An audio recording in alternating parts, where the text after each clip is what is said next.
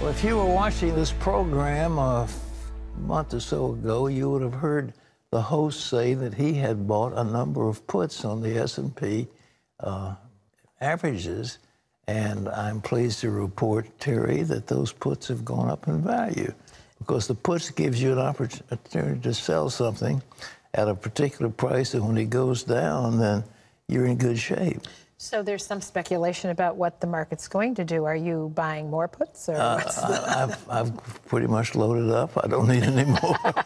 But the market, there's not only is this trade war spooking the market, it went down, according to one of the reports, the sharpest drop since the Great Depression in one day. It was very, very, and the high-flying tech companies have lost collectively, I think, over $300 billion. So, I mean, it's really savage with that part of the market. And, but the demographics don't hold up. And, you know, there's nothing supporting this economy. And the debt is so enormous. So in any event, the market is down. And on Monday, of course, as we said, it took another hit. Well, investors are hoping that stocks may have bottomed out, at least for now. But they caution that these wild swings that Pat's talking about could go on for a while. Here's Charlene Aaron. Some analysts think the market could fall farther after dropping since late January. Others think it may have hit bottom. They point to several reasons that stocks have been falling, including a possible trade war with China and other countries. China has announced new tariffs on $3 billion in U.S. goods, hitting 128 products, including pork, steel pipes, and apples. This comes on the heels of U.S. tariffs on Chinese steel and aluminum. The American steel and aluminum industry has been ravaged by aggressive foreign trade practices. It's really an assault on our country. But some market analysts say fears of an actual trade war are overblown. Very early this morning, the news came out that China was going to put tariffs on 1,200 U.S. products going into the country. It sounds like a lot. It's really a small fraction of everything that we send to China. Another concern for the market has been the problems with big tech companies like Facebook's privacy issues and Trump's attacks on Amazon, which could indicate that the government could start regulating these companies. The president has criticized Amazon in the past. Monday, he tweeted, "Only fools or worse are saying that our money-losing post office makes money with Amazon. They lose a fortune, and this will be changed." Analysts have pointed out that the top tech stocks had gone up so far so fast, they were ready for a correction. Amazon is still up 18% year to date in a market that's now probably down 3 to 5% year to date. So there's the, you know, I look at it as Amazon and Netflix and a couple of these other really high-flying stocks that have been driving the technology momentum trade. This is a valuation correction.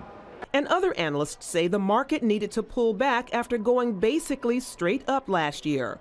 And the long-term outlook for the economy is still good. Growth was better than expected at 2.9% in the fourth quarter of last year, which shows that the economy could be on track to meet President Trump's goal of 3% annual growth. Many say the president's tax cuts have helped the economy pick up steam. Also, business profits are expected to come in very strong, which would be good news for stocks. Despite the short-term turbulence, many analysts still believe the bull market is alive and will eventually recover and set new record highs again. Charlene Aaron, CBN News.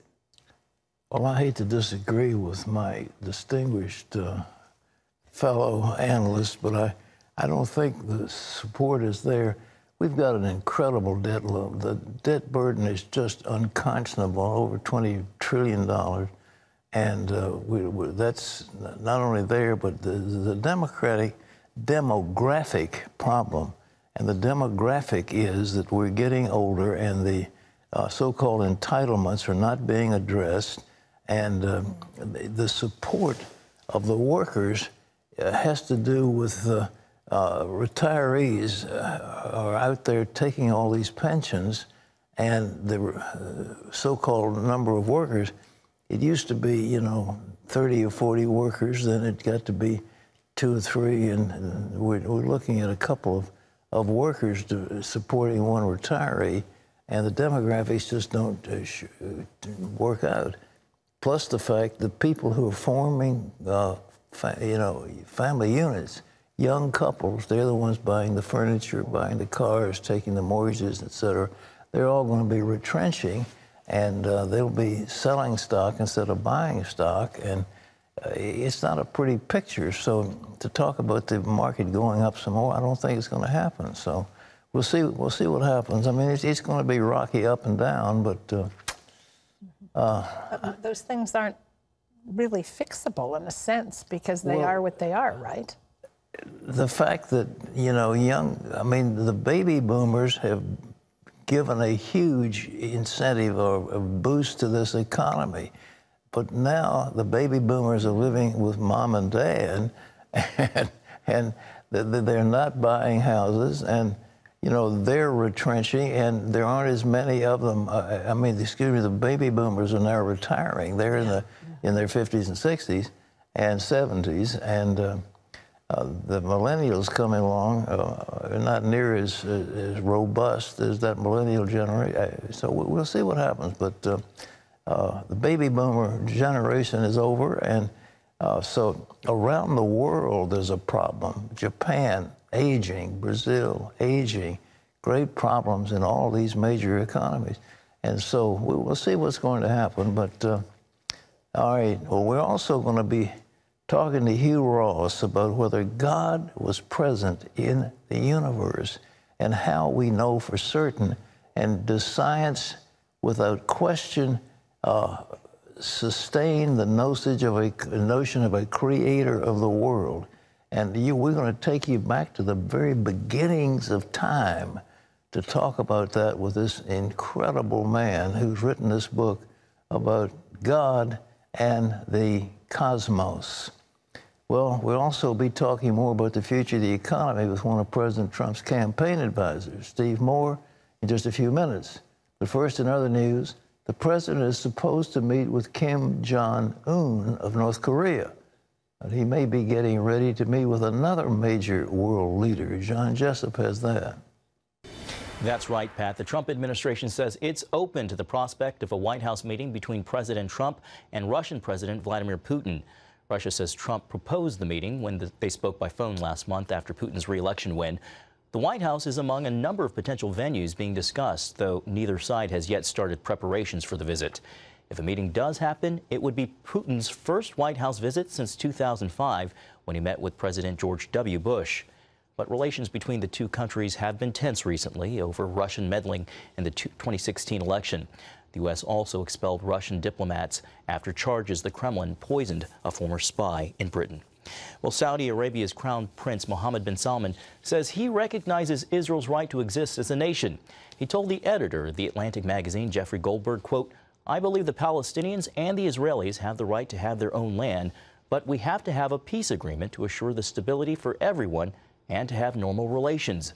Goldberg points out no other Arab leader has ever acknowledged the right of the Jewish people to have their own state. Well, the Villanova Wildcats are the champions of men's college basketball once again, winning their second national title in 3 years last night, beating Michigan 79-62. Sean Brown brings us that story.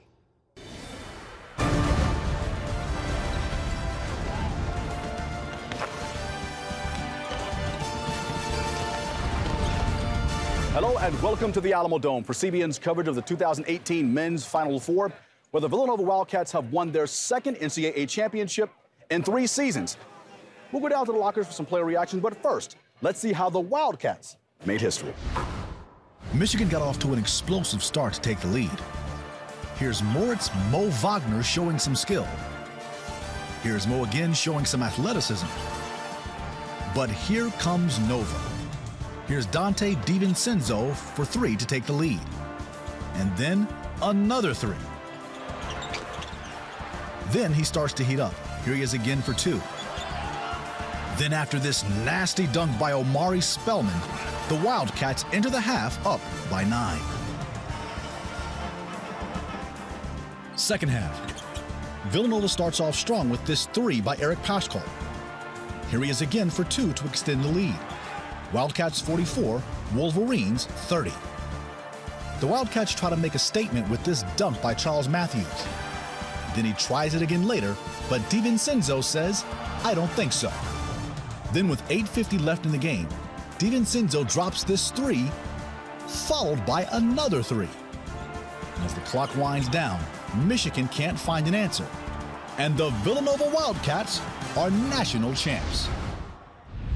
We just kept defending as a team, as a unit, and we suck in. It was mentally tough, and we have a lot of heart. Feels great, a special group of guys, and I wouldn't trade for anything else.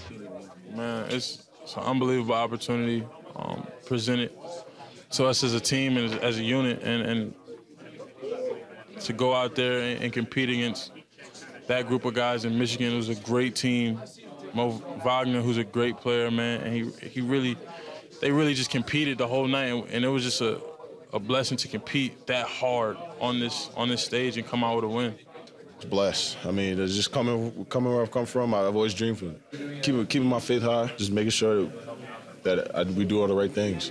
Man, it's just amazing. I mean, we got another win, another chip. That's just a lot of people don't get one. To be able to get 2 is just amazing. I'm just blessed to be around this great group of guys. Just willing to sacrifice for the guy next to him. This is crazy. This is.